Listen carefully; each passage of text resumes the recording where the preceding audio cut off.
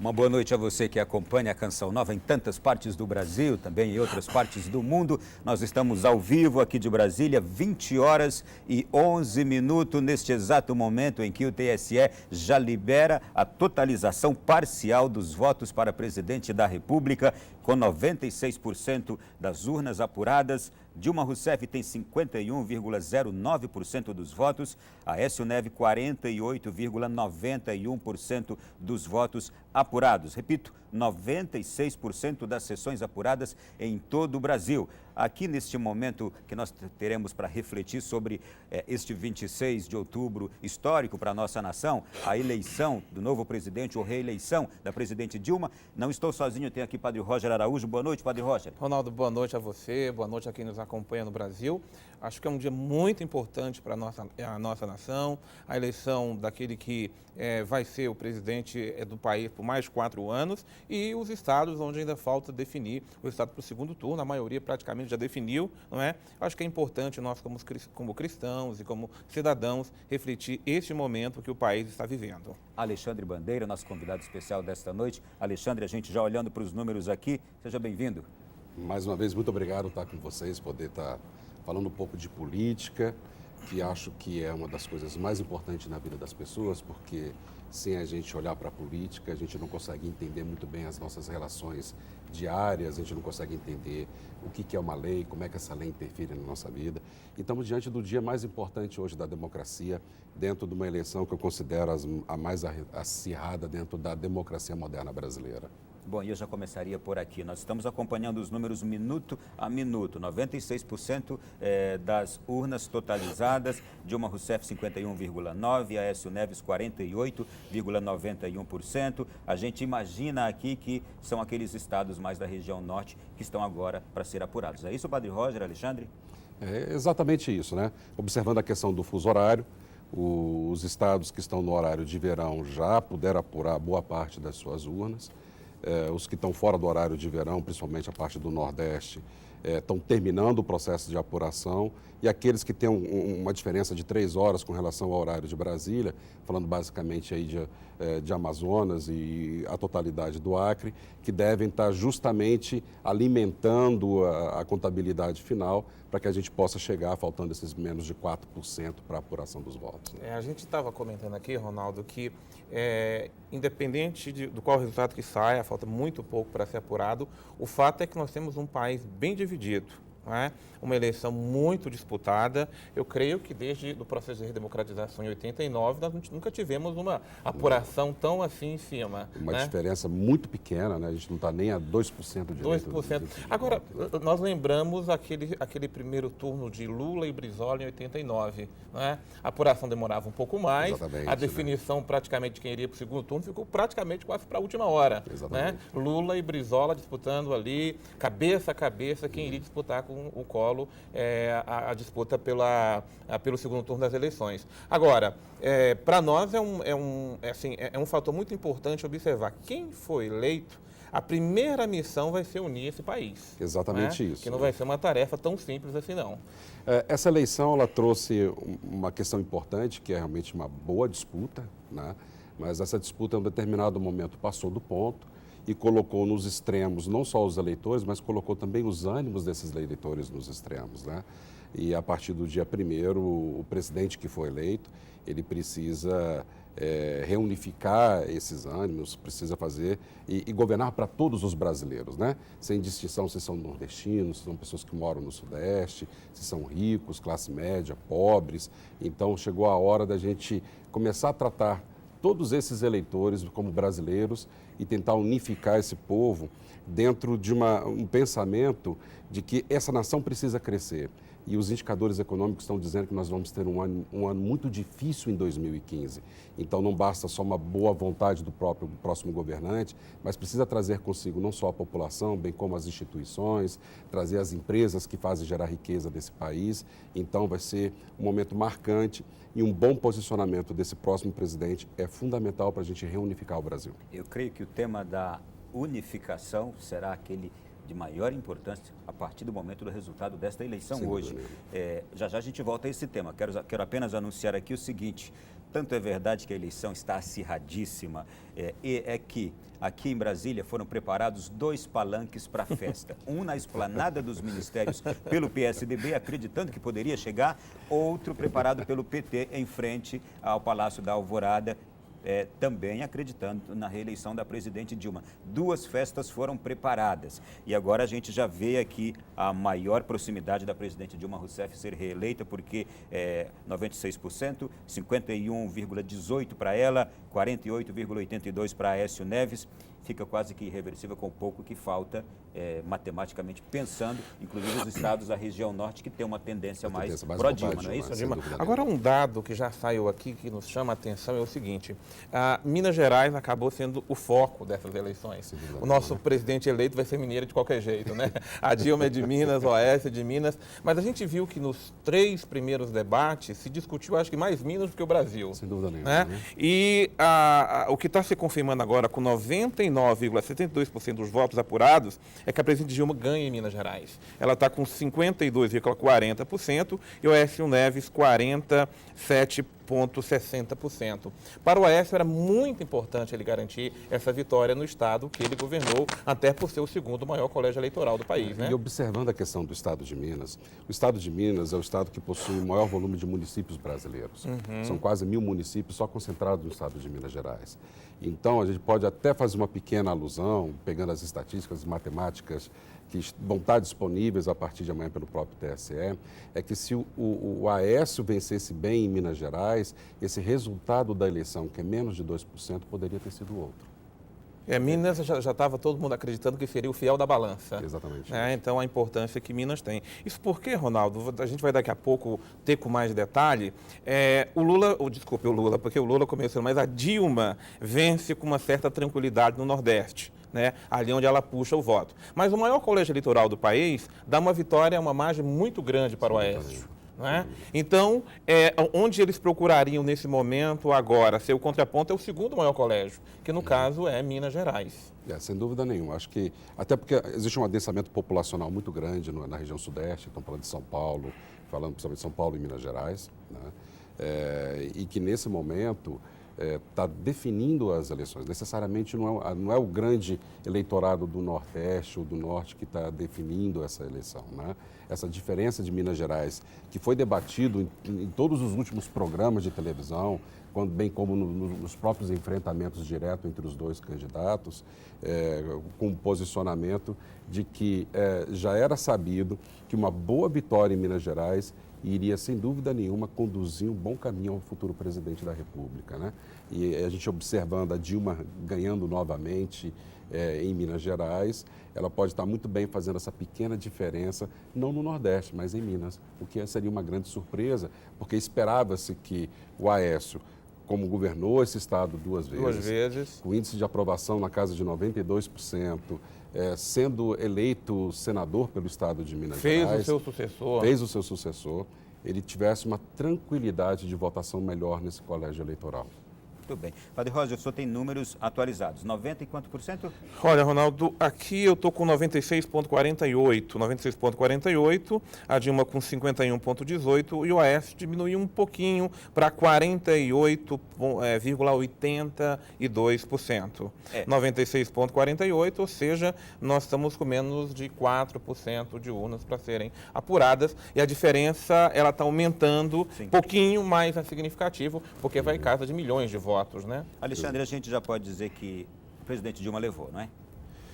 A princípio, sim, né? A princípio, sim. Vamos esperar o TSE botar a chancela de eleito, sim. Porque o TSE faz isso antes de terminar a apuração, ele já determina se o candidato está matematicamente eleito.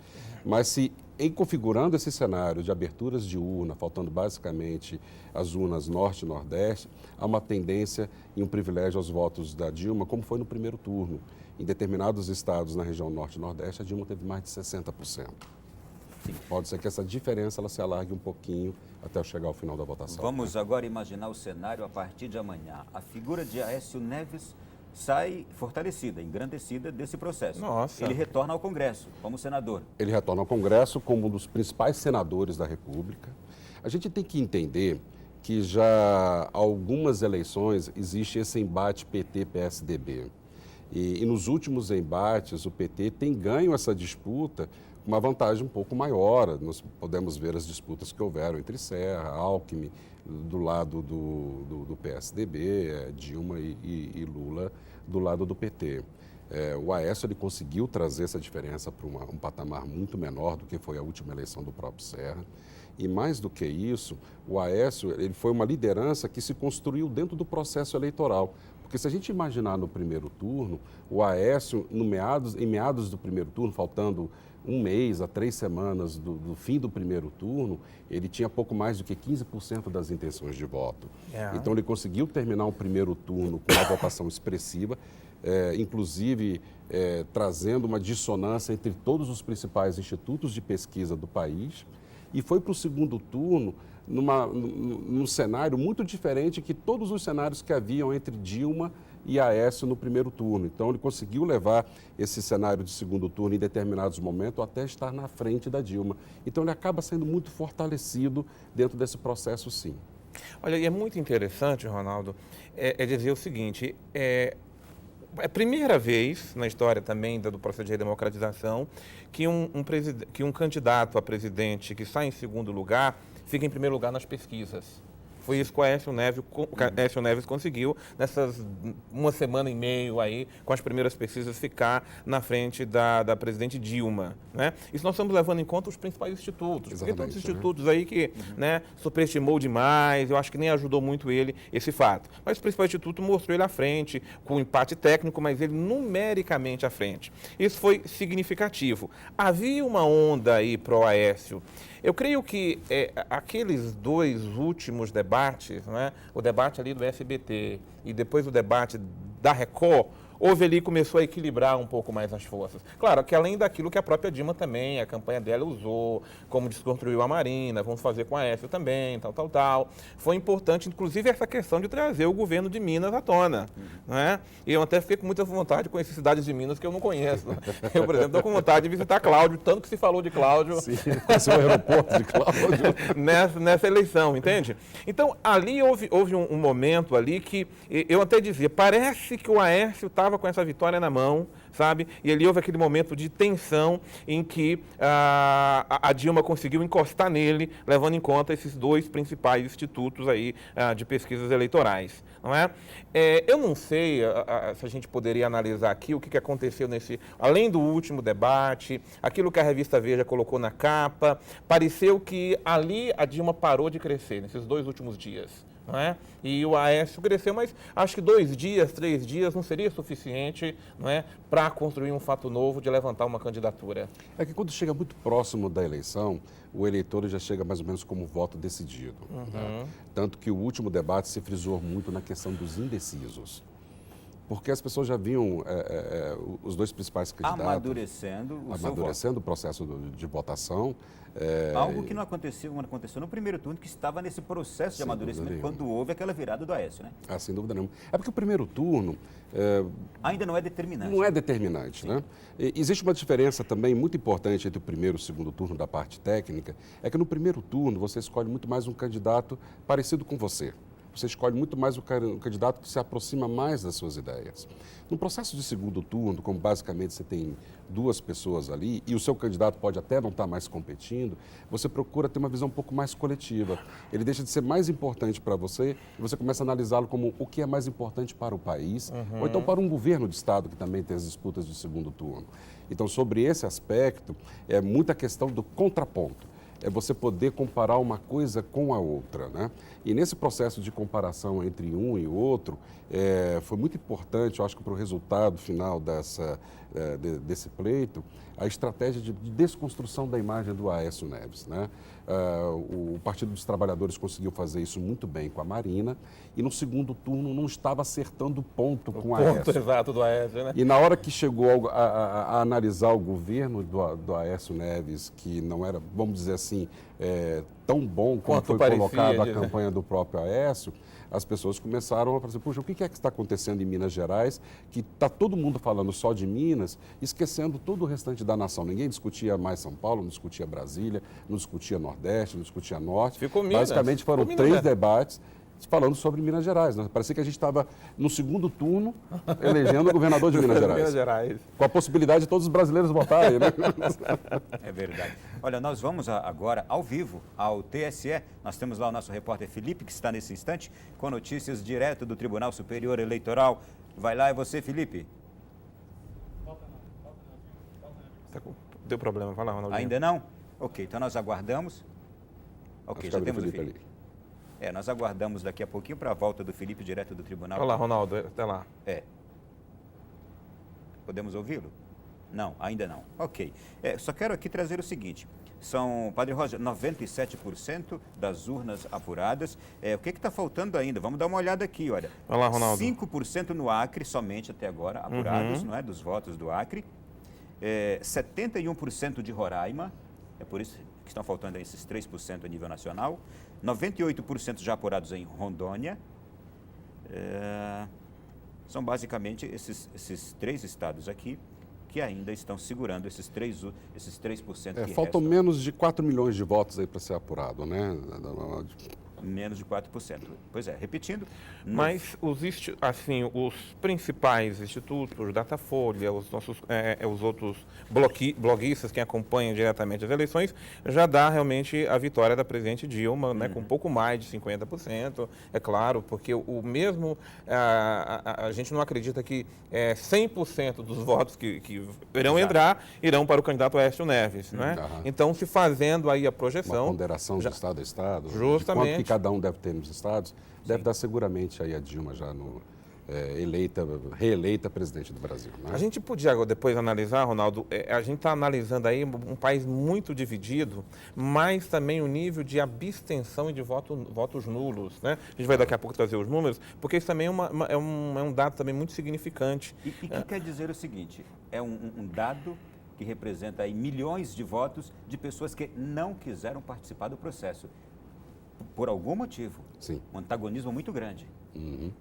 O que pode acontecer, que a gente pode observar, é que política não é assunto que interessa a todo mundo. Né? E outra coisa é que, apesar de configurar o voto como um direito, ele é uma obrigação. Né? O brasileiro ele precisa se dirigir no dia das eleições à urna para poder expressar o seu voto. Mas não cumprir com isso é uma taxa muito pequena, porque você paga pouco mais de $1 para R$3 de multa para dizer que você não compareceu. Sim. Às vezes a tarifa do ônibus não compensa você ir e voltar. É melhor pagar essa taxa aí depois, né? Mas olha, os números são esses. 30 milhões de brasileiros não votaram, com direito a votar, não votaram. E 6 milhões que foram votar, anularam ou votaram em branco, né, nessa eleição. É um número muito significativo de uma parcela da população que se mostrou indiferente, insatisfeita, ou não concordando com nenhum dos dois candidatos, ou não tiveram um tempo de reflexão suficiente para decidir, olha, eu quero este ou aquele, né? Eu chego a observar aqui que cerca de 1/3, portanto, dos eleitores votantes do Brasil não votaram. Para falar a verdade, acho que pela conta e a abstenção, que está em torno de 21%, a gente deve ter em 1/4 da população que resolveu, às vezes até foi votar o branco e nulo e teve que ir lá manifestar a sua indignação. Mas a gente tem em torno de 21% das pessoas que decidiram não sair de casa para oferecer o seu voto. Vão justificar de alguma forma, deve estar fora da sua base eleitoral, alguma coisa desse tipo. Mas a gente coloca aí que 1 em cada 4 brasileiros está optando por não ir na urna. Ou ir na urna e não manifestar o seu voto em um dos candidatos que estão competindo. E você citou que muitos destes, porque estão decepcionados com a política. E nós vimos que foi uma campanha dura e que focou bastante na questão de corrupção. E corrupção é algo que nós não vamos nos ver livre desse tema, porque as investigações agora vão continuar. Essa questão, a capa da revista Veja, que trouxe mais à tona ainda o acirramento nos últimos 2 dias, será objeto de aprofundamento de investigações. E já escutamos, inclusive, muitos analistas falando em um possível processo de impeachment que pode ser gerado caso essas acusações sejam comprovadas, é isso? Eu acho que aí a temperatura ainda está muito quente, né? A gente está analisando tudo isso ainda num processo eleitoral que foi muito acirrado. O que a gente precisa observar são algumas nuances do que pode acontecer com relação a isso, né? Primeiro, um aprofundamento das investigações. Por enquanto, o que nós temos como grande conhecimento, porque muita gente não conseguiu nem ler a revista, só viu a capa da revista, né? A partir até dali... xerocada, distribuída. Exatamente, né? Então tem muita gente que não sabe ainda o que tem dentro da revista. Até sabe? só fazer um comentário, é o seguinte, se a Dilma não tivesse colocado no horário eleitoral, não é, falado, tal, muita gente nem saberia do assunto. Talvez, porque né? a revista Veja, ela chega a uma parcela da população que não é muito pequena. Sem dúvida nenhuma. E outro aspecto que a gente precisa observar é como é que vai ficar a configuração do novo Congresso Nacional. A gente observa que o Partido dos Trabalhadores teve uma diminuição da sua bancada, o PMDB continua como a grande bancada do Congresso Nacional, o PSDB conseguiu ampliar os seus quadros dentro desse processo de eleger deputados. Então, a gente vai ter um Congresso um pouco diferente, talvez menos governista, né? A gente espera que haja um posicionamento de oposição mais decidido por parte das oposições, porque, para falar a verdade, a gente não consegue ver as oposições no Brasil ainda trabalhando como oposições. O grande partido de oposição do país é o Partido dos Trabalhadores, mas que está no momento no governo, né? Então, a gente precisa observar como é que vai ser essa conjuntura e tendo a presidente Dilma sido reeleita, saber quais são esses partidos que, para falar a verdade, não são nem o PT nem o PSDB, mas que, de uma certa forma, podem aderir a um governo. Nós estamos falando de PT e PMDB, que é o partido do presidente e da vice, e quais as outras forças que vão se aglutinar em volta desse governo para poder gerar o que a gente chama da governabilidade, né? Então, a gente precisa ver como é que vai ficar essa situação, saber como é que vai ser também o andamento dessas denúncias, querendo ou não, a gente sai do ápice do momento de discussão política, a população deve se arrefecer também de falar um pouco de política também, né? E aí nós estamos também no final do ano, a gente começa a ver nas televisões outras coisas, como questão de Papai Noel, né? Presente de Natal, Tudo vai esfriar agora, férias de verão. Então, tudo isso pode contribuir para que a gente tenha um cenário não tão intenso do ponto de vista de estarmos falando ainda de um impeachment da presidente da República, né? Obviamente, nós precisamos ver os fatos, as provas dos fatos, as gravações que tem por aí, se existem vídeos dessas conversas, se tem dinheiro saindo de um canto e indo para outro, e até lá o que a gente tem por enquanto são denúncias. E a gente precisa observar um pouquinho mais esse cenário. Esse tema é importante. A nova configuração do Congresso, Sim. também esta força nacional de coalizão que o novo governo do presidente Dilma precisa para garantir a governabilidade. A gente volta a falar sobre isso daqui a pouco. Nós vamos dar um giro agora, olha só. No Rio de Janeiro, o terceiro maior colégio eleitoral do país, mais de 12 milhões de eleitores foram às urnas para votar em governador e presidente. E nas ruas, o esquema especial de segurança garantiu a tranquilidade aos cariocas. Vamos acompanhar o dia.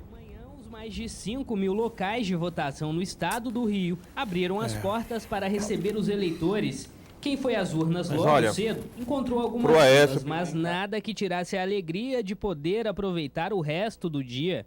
Hoje foi tranquilo, não levei acho que nem segundos ali. Tranquilo, eu fico alegre quando eu faço isso. Eu faço a maior questão de votar. Para garantir que os eleitores chegassem aos locais de votação com tranquilidade, o serviço de ônibus municipais funcionou com a mesma frota, disponível para os dias úteis. Mais de 8 mil veículos estavam à disposição.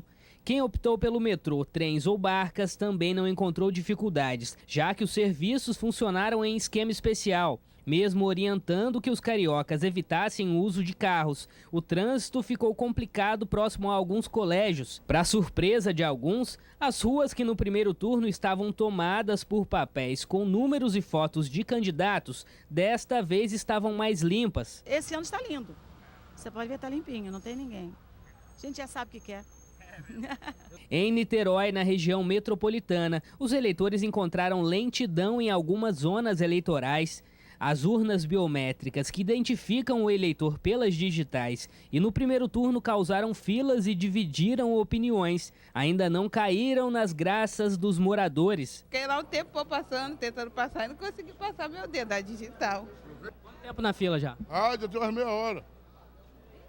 Programa para vir mais cedo para votar e chega. Isso aí, a máquina tá ruim ainda. Na Escola Estadual Leopoldo Frois, o maior local de votação em Niterói, as filas em algumas sessões incomodaram os eleitores. Tem esse problema de ficar na fila esse tempão todo. No primeiro turno, a senhora demorou também? Pô, no primeiro turno aí foi que a gente demorou quase 2 horas na fila só. De repente vai demorar mais ou menos 1 hora, mais ou menos aí, né? Chegar cedo e sair tarde. Em todo o estado, um grupo com cerca de 230 fiscais e juízes do TRE atuou no combate a crimes eleitorais. No primeiro turno, o Rio de Janeiro teve um dos maiores índices de ocorrências policiais do país. O esquema especial de segurança para as eleições no Rio de Janeiro começou já na tarde de sexta-feira. Mais de 20 mil policiais militares garantiram a segurança no estado, que contou também com o apoio do Batalhão de Operações Policiais Especiais, o BOP, e o Batalhão de Choque. Tudo para garantir que os eleitores tenham tranquilidade e consciência para decidir o futuro do país. Por isso que eu vou na missa primeiro, eu vou rezar para pedir ajuda, porque a gente precisa, tá difícil. Reportagem ao mesmo tempo que estávamos conversando agora e queremos dar destaques aos governadores eleitos, não é? Então vamos lá, Padre Roger e Alexandre. Vamos destacar, Arnaldo, começar pelo Rio de Janeiro? Sim. O Rio de Janeiro, porque eu acho que dessas eleições é o maior colégio eleitoral, o Rio de Janeiro, a reeleição do Pezão. Né? Desculpa, a reeleição, ele pegou um mandato, um pedacinho do mandato, né? Então seria uma reeleição. A disputa com Crivella, eu vou dar o meu comentário pessoal. Eu acho que o Crivella começou a perder a eleição, aí eu acho muito importante você observar de quem você recebe apoio. Né? Tem candidato que ajuda você a receber apoio e não. Eu acho que, por exemplo, o apoio do Garotinho, no caso, para o Crivella, ela foi mais negativa do que positiva. Não é? Porque o índice de rejeição do Garotinho no Rio de Janeiro é muito grande. Você vai se recordar que o Alckmin, em 2006, né, quando disputou com Lula, ele perdeu no segundo turno, teve menos votos, né, do que no primeiro turno, porque recebeu, inclusive, o apoio do Garotinho. Né, e perdeu um bom tempo discutindo se aquele apoio iria ajudar ou não. Foi a mesma coisa aqui no Distrito Federal. Ninguém queria receber o apoio do Agnello, o terceiro candidato, né, porque a rejeição era muito grande. Né? Então eu creio que isso dificultou, não sei sua opinião, a própria Crivella. Poderia acrescentar aí também o fato do apoio da Igreja Universal, do Reino de Deus, lá no Os evangélicos divididos ali com isso. Da Igreja Universal. Com certeza. Agora o que a gente tem que destacar, que eu acho que é importante na eleição do Rio de Janeiro, é que o Pezão se reelegeu, né? Mas ele é fruto de um governo que tinha um alto índice de rejeição. O Cabral, ele precisou sair para abrir espaço para o Pezão. E o Pezão conseguiu fazer uma campanha, ele saiu também num mau se momento. separando, conseguiu desvincular a imagem completamente do Cabral, né? E fazer uma campanha que o levasse à vitória nas urnas, né? Porque se fosse, vamos colocar, se fosse o Cabral competindo a reeleição, seguramente ele não sairia de jeito nenhum reeleito, não. Olha, nós temos mais aqui outros governadores eleitos que a gente vai dar destaque daqui a pouquinho, porque agora chegou a hora do nosso intervalo, são 3 minutinhos, e aí a gente volta aqui trazendo números finais da eleição presidencial, 98% dos votos já apurados, já a gente traz esses números e também comenta os governadores eleitos em todo o Brasil. Até já.